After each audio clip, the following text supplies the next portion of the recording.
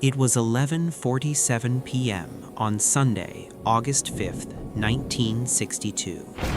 Los Angeles, Brentwood. Marilyn Monroe's hand trembled over the telephone receiver.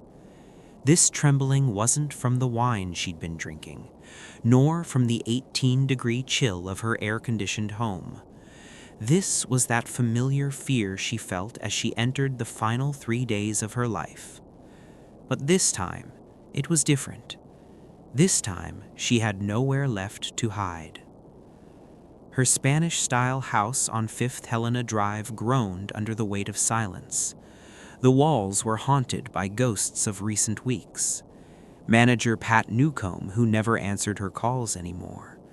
Psychiatrist Ralph Greenson, who promised to come but never did. And so many others. Now I'm going to tell you the story of Marilyn Monroe's phone call that no one ever heard. Marilyn paced from room to room in her white silk robe, clutching a small piece of paper. On it, a phone number. A number no one knew about. She couldn't even remember where it came from. Maybe at a party. Maybe on set. Maybe someone slipped it into her hand during one of those dark days. "Call if you need help," they'd said. But who said it? As Marilyn stared at the number, she felt the line blur between years of accumulated paranoia and real threat. She knew she had an FBI file. She knew her relationship with President Kennedy had been documented. Robert Kennedy's abandonment last week? Everything was weaving together like a spider's web around her. She picked up the receiver, dialed the number. 1 ring, 2 rings, 3. Yes? A male voice, old but powerful. It sounded familiar, but who was it? I'm Marilyn. Her voice cracked. She'd forgotten to breathe. Silence from the other end. Then, "I know. I've been waiting for you, Norma Jean." Norma Jean, a name buried years ago. Only those who truly knew her used it. But who was this man? Who are you?" Marilyn whispered. "Who I am doesn't matter. Why you called, that's the real question." Marilyn collapsed onto the edge of her bedroom sofa. Her legs wouldn't hold her anymore. I don't know. I needed to talk to someone. But I can't trust anyone anymore." "Trust?" The man laughed softly. "Hollywood's most expensive illusion. Are you only learning this now?" As the wall clock ticked, Marilyn's mind wandered through the broken mirror fragments of her 36 years. Foster homes, Norma Jean Baker, first photo shoot, first film, first major role, first scandal, Joe DiMaggio, Arthur Miller, Some Like It Hot, President Kennedy, and now, this silence. "Do you know me?" Marilyn asked, childlike curiosity in her voice. "Better than anyone, Norma Jean, because I've watched your creation, how the system made you, used you, and is now preparing to destroy you." Marilyn's heart began pounding wildly in her chest. "What do you mean?" 3 days ago, what happened? That call from Robert Kennedy's office. What did they tell you? Marilyn froze. No one could know this. That phone conversation was between only 2 people. It was Robert's private line. How? Are you one of them?" Her voice dropped to a whisper. "No, I'm not one of them. But I hear everything. Every conversation, every secret, every lie. Your house is bugged, Marilyn. Your phones, your rooms, even your bathroom. Didn't you know?" Marilyn jumped to her feet. Her eyes scanned the room. Electrical outlet, telephone jack, lamp, behind the mirror. Everywhere could be a microphone. Her heart was racing so fast she couldn't breathe. Why are they listening to me?" Her voice trembled. Because you're no longer just Marilyn Monroe. You're a security threat. Your relationship with the president, your relationship with Robert, what you know about them. The cost of keeping you alive has become higher than the cost of silencing you. But I haven't told anyone anything. I swear, I just... What did you talk about at Peter Lawford's party? July 28th. Do you remember? Marilyn's hand went to her forehead. She'd drunk too much that night. At Peter's house with other actors, some producers. What had they talked about? Jokes, gossip, and that moment, that drunken moment, she'd said something about the president. What exactly had she said? I don't remember.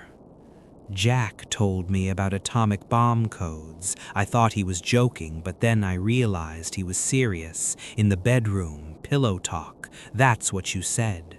There was 17 witnesses in that room, Marilyn. 17 witnesses. Marilyn's knees buckled. She sank to the floor. No, that was just a joke, wasn't it? Had Jack really said such a thing? In the blur of intoxication, the line between reality and fantasy had disappeared. I just wanted to have fun. They were all jokes. But not to the FBI, not to the CIA, and definitely not to the mafia. You're at the intersection of 3 different powers right now, and they all want you silent. Marilyn looked up. Tears streamed down her cheeks. Then what should I do? Please help me. Whoever you are, help me.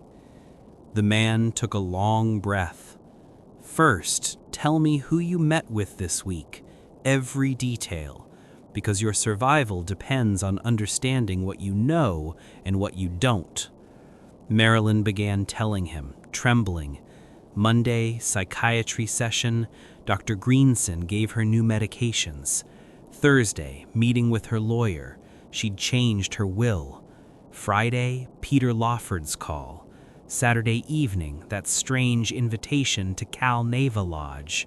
Stop, the man said sharply. Did you go to Cal Neva Lodge? No, I didn't. Frank invited me, but I didn't go. Why? Because Sam Giancana was there that night, head of the Chicago Mafia, and his learning that you weren't at Cal Neva temporarily protected you. But now the question is, why didn't you go? Marilyn hesitated. I don't know. Something inside me said, don't go. I was scared. Frank had been acting strange lately, the way he looked at me, as if he'd decided something. Good thing you didn't go. They had plans to accidentally kill you there that night, a drunken fall by the lake. But you didn't go. That disrupted their plans. Marilyn's blood ran cold. Frank Sinatra. She'd known him for years. He was a friend, but also he had mafia connections. Everyone knew that. Rat Pack, entertainment, casino, but underneath, darkness. Did Frank want to kill me? Her voice was barely a whisper. Not Frank. Frank's just a middleman. The real ones who want it are those who want your information never to surface. And now they've moved to Plan B. What's Plan B? You're home, alone, pills, classic. A depressed star takes her own life. The media's already expecting this from you. Your recent interviews, recent photos, everything serves this narrative. Marilyn stood up. She walked to the kitchen like a zombie. On the counter, pill bottles prescribed by her doctor lined up. Nembutal, chloral hydrate, each in lethal doses. These medications, she said into the phone, are these more than normal? Look at the prescription Dr. Greenson gave you, then count the amount in the bottles. Marilyn, with trembling hands, opened the bottle. The pill count, way too many. The prescription said 25. There were over 60 in the bottle. My God, she whispered. Someone added extra pills to the bottle, and they'll probably tell you you're tired, take a little more. Maybe tonight, maybe tomorrow, but very soon. Then what should I do? Go to the police? The FBI? The man laughed bitterly. Police? FBI? Marilyn, they're part of this operation, especially the FBI. J. Edgar Hoover has a file on you, and he's using that file against the Kennedy brothers. You're a pawn in their political chess game. Marilyn sat down on the kitchen floor, feeling the cold, the phone receiver still in her hand. Then I should run. Mexico, Europe, somewhere. There's no escape, Marilyn. Your passport is flagged. There are people waiting at airports. And most importantly, your running will be seen as an admission of guilt. The story will be written as "Depressed Star Caught Fleeing Secrets," and then you'll really be killed. Then what will I do? Sit and wait to die? No, you'll fight, but intelligently. First, don't stay alone at home tonight. Call someone, preferably someone who'll attract media attention. A journalist, a famous friend. Someone needs to see you alive. Marilyn thought, who? Pat Newcomb had been distant lately. Joe DiMaggio? If she called him, maybe he'd come. But Joe was far away, in San Francisco. Who was close? I could call Peter Lawford, Kennedy's brother-in-law. I'll be safe with him. No! The man raised his voice for the first time. Peter Lawford is the most dangerous person for you. He's the main channel providing information flow, the bridge between the Kennedys and the mafia. You call him, within an hour, your doctor will be at your door trying to calm you down. Marilyn's mind was in chaos. Then who? Who can I trust? Sidney Skalski, gossip columnist. Call him. Tell him you'll give him a story, exclusive. Have him come tomorrow morning, interview over breakfast, and say this on the phone, on an open line, so the listeners hear too. You're still a star, ready to talk, not a depressed woman dying in silence. Marilyn nodded. It made sense. She'd known Sidney for years. He was trustworthy, an old friend. Okay, I'll do that. But then, tomorrow afternoon, go to your bank safe. Open a special box and put that thing that's your biggest insurance there. Marilyn froze. What thing? The journals, Marilyn. The red leather journals. Your conversations with the Kennedy brothers. Arguments, secrets. Don't keep them at home. Put them in the safe tomorrow and make one copy. Give that copy to someone you trust, but don't tell them it's insurance. Marilyn's heart raced again. How could he know about the journals? She kept them in her bedroom, in a special box under the bed. No one knew, or so she thought. You really know everything. Not everything, but enough. And now I'll tell you one last thing, Norma Jean. Perhaps the most important. What is it? August 5th. Today is Sunday. August 6th, Monday. Dr. Greenson will visit you. August 7th, Tuesday. Someone will bring you a special dinner invitation. And August 8th, Wednesday. That day you'll either be alive or you won't. The decision depends on the steps you take from this moment on. Marilyn's breath caught. 3 days? You're only giving me 3 days? I'm not giving them. The timeline is theirs. I'm just showing you the map. There's an exit to the labyrinth, but you have to find it. But why? Why are you helping me? Who are you? Long silence. Then the man spoke, his voice softer this time. Because your death won't just be your death, Norma Jean. There are others who'll come after you. The system, once it tastes blood, doesn't stop. You're just the first domino, and I want to break this chain. But I'll give you a name. Jim Garrison, New Orleans District Attorney. If you survive, call him at the beginning of 1963. Tell him what you know. He's someone who'll listen, and maybe, just maybe, the truth can come out. Jim Garrison. Marilyn etched the name into her mind. Now go. Call Sydney. Make an appointment for tomorrow. Prepare your journals. And Marilyn, yes? Don't sleep tonight. If you sleep, you might not wake up in the morning. The phone went dead. Marilyn stared at the receiver for a long time. Her whole body was trembling.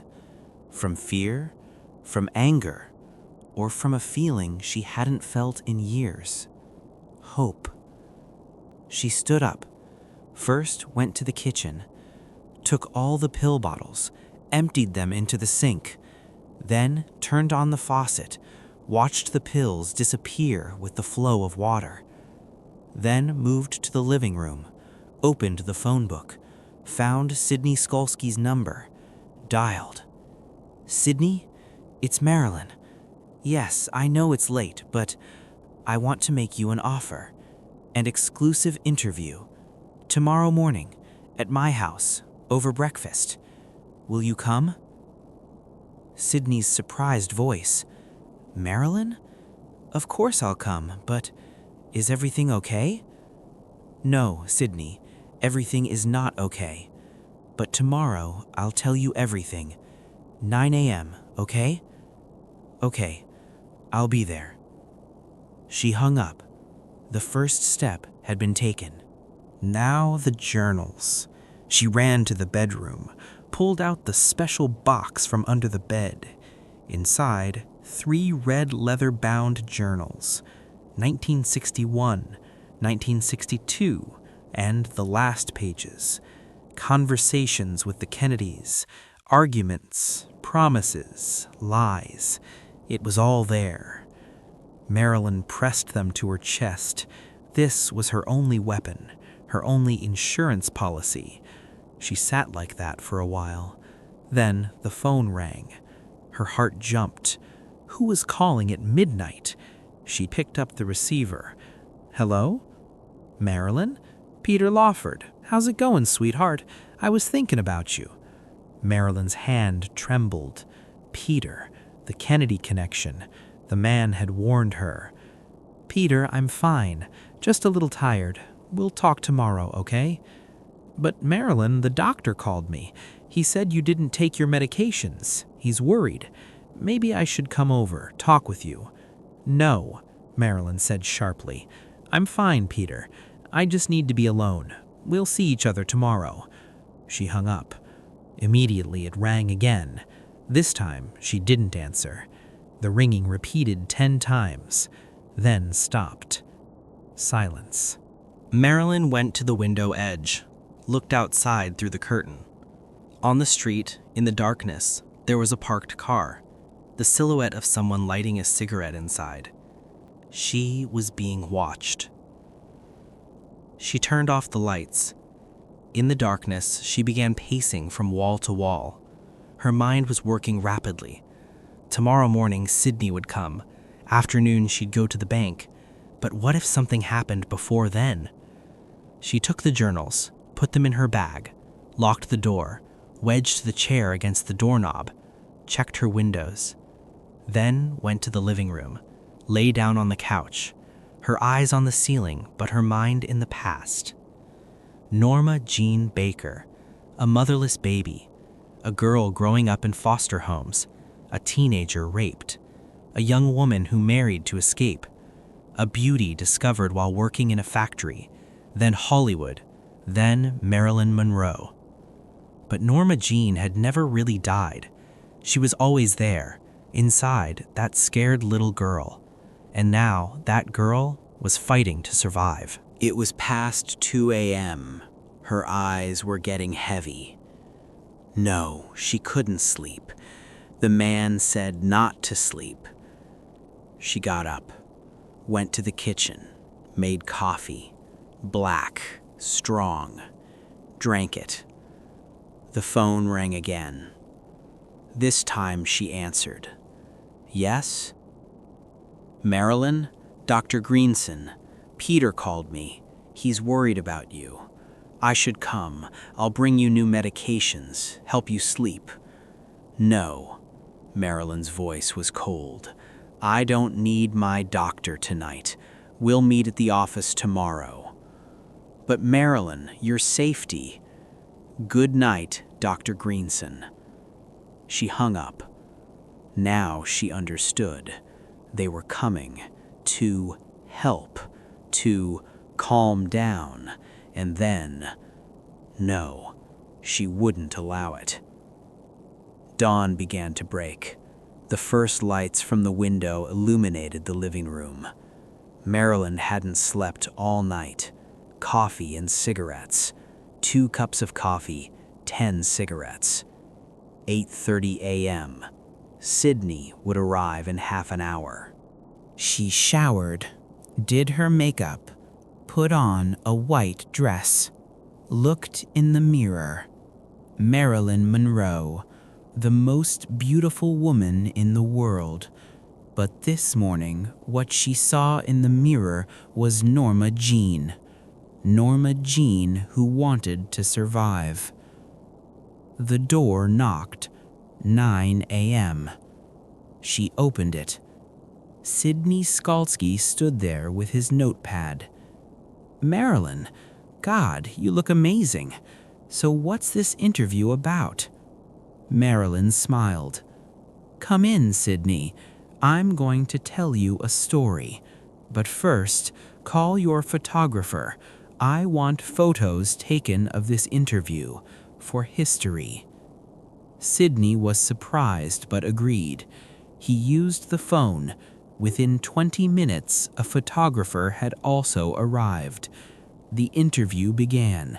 Marilyn talked. She talked about her life, her films, future plans. But most importantly, she said, "This summer has been very interesting. I met very powerful people. Maybe soon I'll write a book about them." Sidney raised his eyebrows. A book? What kind of book? A memoir. Real Hollywood. Real Washington. There's a lot people don't know, Sidney, and maybe it's time to talk. Photos were taken. Marilyn was recorded as a smiling, healthy star ready to talk. After Sidney left, it was 11 a.m., time to go to the bank. She got in her car. During the drive, she checked in the rearview mirror. Yes, she was being followed. A black sedan, 2 cars behind. She arrived at the bank, went inside, was directed to the private safe section, rented a new safe, put the journals there. But before leaving, she did one more thing. Got a small envelope from the bank clerk, wrote a note inside. If you're reading this note, it means I'm dead. The journals are in this safe. Give them to Jim Garrison, New Orleans.